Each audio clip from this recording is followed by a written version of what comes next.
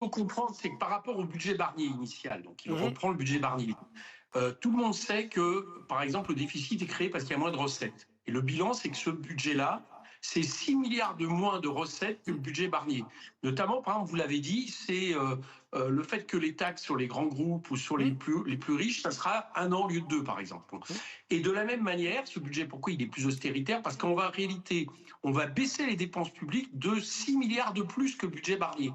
Prenons un exemple sur les mesures que votre journaliste mettait en avant pour dire elles sont symboliques. 4 000 enseignants. Alors, 4 000 enseignants préservés, c'est 50 millions d'euros. Et dans le même temps, ce budget baisse de 220 millions d'euros par rapport au budget Barnier, le budget de l'éducation. Donc, d'un côté, vous avez 50 millions et de l'autre côté, vous avez une baisse de 220 millions.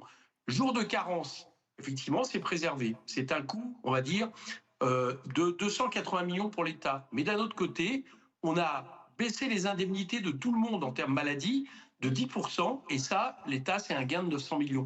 Donc vous voyez même que sur les mesures dont vous parlez, en réalité, elles sont contrebalancées par des mesures récessives et austéritaires beaucoup plus importantes. C'est en ça que je dis que c'est une entourloupe.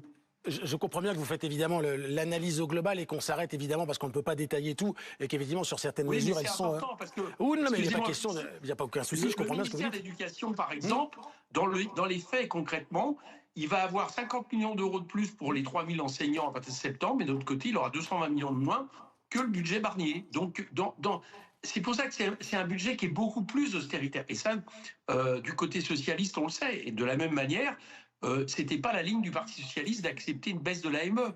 Or, il l'a accepté avec cette baisse de 110 millions d'euros, alors que la baisse de 200 millions était même pas, avait déjà été refusée. Donc, rien n'a été obtenu en réalité si on se place du côté de la gauche.